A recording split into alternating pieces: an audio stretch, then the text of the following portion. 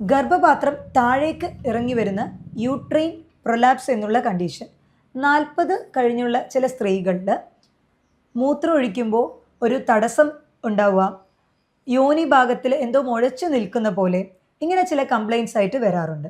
ഇതിന് uterine prolapse എന്നാണ് പറയുക. അതായത് ഗർഭപാത്രം താഴേക്ക് ഇറങ്ങി വരുന്ന അവസ്ഥ. ഇത് ആരിലാണ് കണ്ടുവരുന്നത്, എന്താണ് ഇത് വരാനായിട്ടുള്ള കാരണം, ഇതിന് എന്തൊക്കെ ട്രീറ്റ്മെൻറ്റുകൾ അവൈലബിൾ ആണ് എന്നതിനെ കുറിച്ചാണ് ഇന്നത്തെ എൻ്റെ ടോക്ക്.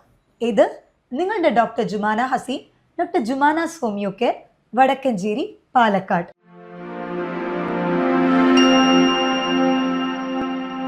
സ്ത്രീകളിൽ യൂട്രസ് എന്ന് പറഞ്ഞ ഗർഭപാത്രം, യൂറിനറി ബ്ലാഡർ, മൂത്രസഞ്ചിക്കും അതേപോലെ തന്നെ വൻകുടലിൻ്റെ അവസാനത്തെ പോർഷൻ, ഇതിന് രണ്ടിനും നടുവിലായിട്ടാണ്, റെക്റ്റത്തിനും അതേപോലെ മൂത്രസഞ്ചിക്കും നടുവിലായിട്ടാണ് ഈ ഗർഭപാത്രം ഉള്ളത്. അധികം ആളുകളിലും 40 കഴിഞ്ഞ സ്ത്രീകളിൽ പ്രധാനമായിട്ടും ഈ നോർമൽ വജൈനൽ ഡെലിവറി കഴിഞ്ഞവർക്ക്, അതും സ്ത്രീകളിൽ ഒരു ഗ്യാപ്പ് ഇല്ലാതെ വരുന്ന അടുപ്പിച്ചുള്ള പ്രസവം, ഇത് കാരണം അവിടുത്തെ മസിലുകൾ ലൂസാവുകയും അതേപോലെ തന്നെ അവിടുത്തെ ലിഗമെൻറ്റുകൾ ലൂസാവുകയും ഇത് യോനി ഭാഗത്തിലൂടെ ഗർഭാശയത്തിനെ പുറന്തള്ളാൻ ശ്രമിക്കുകയും ചെയ്യുന്നു. ഇതിനെ യൂട്രൈൻ പ്രൊലാപ്സ് എന്ന് പറയും. ഇത് ചിലർക്ക് സിസ്റ്റോസീൽ എന്ന് പറഞ്ഞതുണ്ട്. അതായത് ഈ യോനി ഭാഗത്തിലൂടെ മൂത്രസഞ്ചി പുറത്തോട്ട് വരിക. കാരണം ഈ മൂത്രസഞ്ചിയും അതേപോലെ തന്നെ ഗർഭപാത്രവും രണ്ടും അടുത്തടുത്തായിട്ടാണ് ഉള്ളത്. അടുപ്പിച്ചുള്ള പ്രസവങ്ങൾ യൂട്രസിനെ വീക്കാക്കും. യൂട്രസ് ആ ഒരു ഗർഭപാത്രം ആ ഒരു പൊസിഷനിൽ നിൽക്കാനായിട്ട് ലിഗമെൻറ്റുകളുടെയും അതേപോലെ തന്നെ ചില പേശികളുടെയും ആ ഒരു സപ്പോർട്ടോട് കൂടിയിട്ടാണ് നിൽക്കുന്നത്. ആർത്തവ വിരാമം അടുക്കുന്ന സ്ത്രീകളിൽ അതേപോലെ ആർത്തവ വിരാമം കഴിഞ്ഞ സ്ത്രീകളിൽ ഹോർമോണിൽ സന്തുലിതാവസ്ഥയ്ക്ക് ഒരു വ്യത്യാസം ഉണ്ടാവും. അപ്പോൾ ഈ ഒരു അവസ്ഥയിൽ അവരുടെ ഈ പേശികൾക്ക് ഒരു അയവുണ്ടാവുകയും അത് കാരണം ഗർഭാശയം യോനി വഴിയെ താഴോട്ട് ഇറങ്ങി വരികയും ചെയ്യാറുണ്ട്.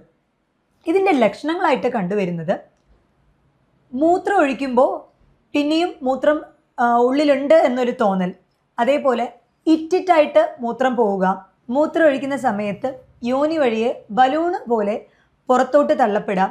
ഇതൊക്കെ ഈ യൂട്രൈൻ പ്രൊലാപ്സിൻ്റെ ലക്ഷണങ്ങളാണ്.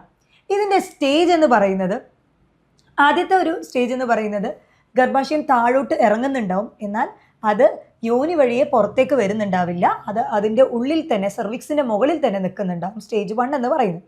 സ്റ്റേജ് 2 എന്ന് പറയുന്നത് ഈ ഒരു ഗർഭാശയം എന്ന് പറയുന്നത് യോനിൻ്റെ ഭാഗത്തിലായിട്ട് വന്ന് നിൽക്കുന്നുണ്ടാവും. അത് സ്റ്റേജ് 2 എന്ന് പറയും. സ്റ്റേജ് 3 എന്ന് പറയുമ്പോൾ യോനിയിൽ നിന്നും അത് പുറത്തോട്ട് വരികയും കൈകൊണ്ടോ അല്ലെങ്കിൽ നമുക്ക് മെക്കാനിക്കലി അത് ഉള്ളിലോട്ട് തള്ളിക്കയറ്റേണ്ട അവസ്ഥ വരാറുണ്ട്. അതാണ് സ്റ്റേജ് 3 എന്ന് പറയുന്നത്.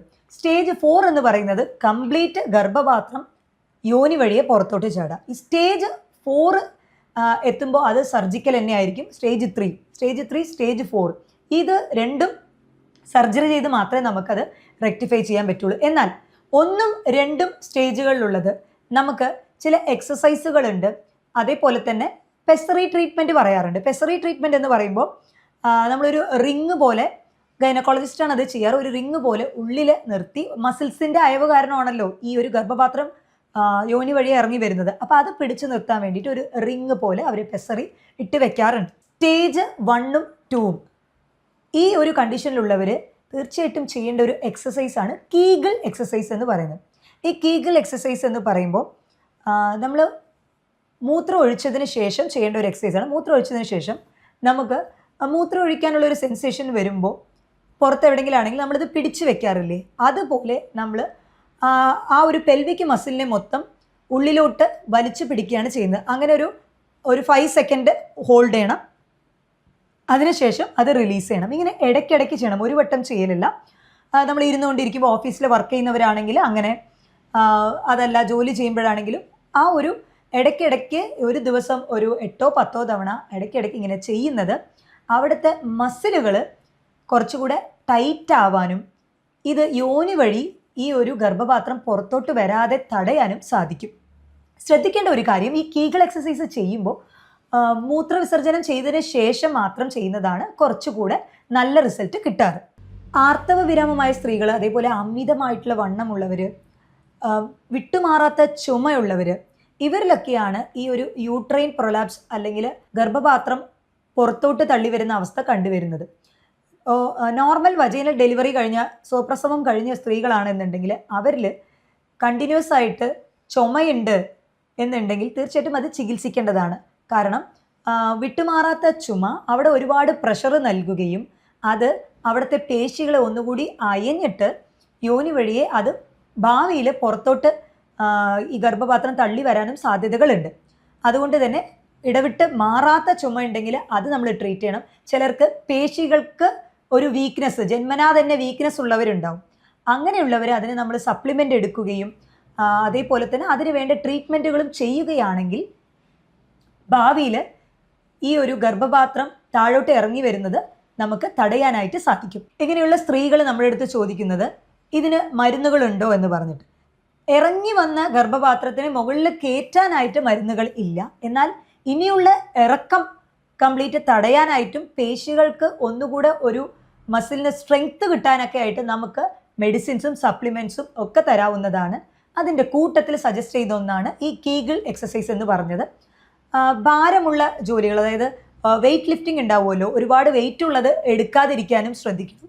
കാരണം ഇങ്ങനെ മസിൽ അയവ് ഉള്ളവർക്ക് വെയിറ്റ് എടുക്കുമ്പോൾ അത് ബലൂണ് പോലെ പുറത്തോട്ട് തള്ളാനുള്ള സാധ്യതകൾ കൂടുതലാണ്.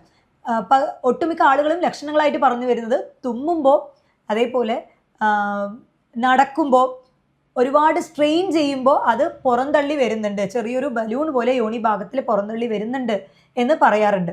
സ്റ്റേജ് 4 സ്റ്റേജ് 3 വരെ എത്താറില്ല. അത് പണ്ടത്തെ കാലത്തൊക്കെയാണ്. അത് പറയാൻ ആളുകൾ, സ്ത്രീകൾ മടിച്ചിട്ട് അത് വെച്ച് കെട്ടി വെക്കുക, അത് കാരണം ഇൻഫെക്ഷൻ ഉണ്ടാവുക, അതൊക്കെ ഉണ്ടായിരുന്നത്. എന്നാൽ ഇപ്പോൾ ഒട്ടുമിക്ക ആളുകളും ഇപ്പോൾ പറയുന്നുണ്ട്, ഡോക്ടറെ കൺസൾട്ട് ചെയ്യുന്നുണ്ട് ഇത് എന്താണെന്ന് അറിയാൻ വേണ്ടിയിട്ട്. അതിന് തുടക്കമേ നമുക്ക് ട്രീറ്റ്മെൻറ്റ് എടുക്കുകയാണെങ്കിൽ ഫർദർ ആയിട്ടുള്ള ഇൻഫെക്ഷൻ ഒന്നും ഇല്ലാതെ അത് പ്രിവെൻറ്റ് ചെയ്യും. ഇപ്പോൾ ചിലർ യോനിയിലൂടെ പുറത്ത് വരുമ്പോൾ അത് പറയാൻ മടിച്ചിട്ട് അത് കെട്ടിവെക്കുക, അങ്ങനെ ചെയ്യുമ്പോൾ അതിൽ ബാക്ടീരിയകൾ കൂടുതൽ വരും. അത് പിന്നീട് ഇൻഫെക്ഷൻ ആയിട്ട് കംപ്ലീറ്റ് നമുക്കത് യൂട്രസ് തന്നെ റിമൂവ് ചെയ്ത് എടുക്കേണ്ട അവസ്ഥ വരും. ഹിസ്റ്ററെക്ടമി ചെയ്യേണ്ട അവസ്ഥകൾ വരാറുണ്ട്.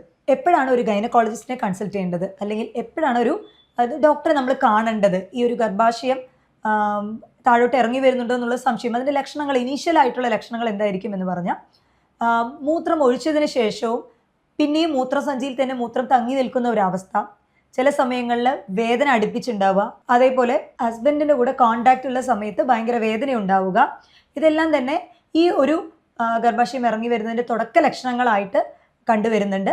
അപ്പോൾ ഇങ്ങനെയുള്ളവർ നിങ്ങളുടെ മസിൽസൊക്കെ വീക്കാണോ സ്ട്രോങ് ആണോ എന്നുള്ളത് പ്രോപ്പറായിട്ട് ഒരു എക്സാമിനേഷൻ ചെയ്ത് കണ്ടുപിടിക്കുന്നതാണ് ഏറ്റവും ഉചിതം. സ്റ്റേജ് 3യും സ്റ്റേജ് 4ഉം പ്യുവർലി സർജിക്കലായിട്ടേ പറ്റുള്ളൂ. അതിന് മുന്നേ ഉള്ള സ്റ്റേജുകളിൽ നമുക്ക് മെഡിസിൻസും അതേപോലെ പ്രോപ്പറായിട്ടുള്ള എക്സസൈസുകളും വെച്ച് മാനേജ് ചെയ്യാൻ പറ്റാവുന്ന ഒന്നാണ്. മറ്റൊരു ഹെൽത്ത് ടോപ്പിക്കുമായിട്ട് വീണ്ടും കാണാം.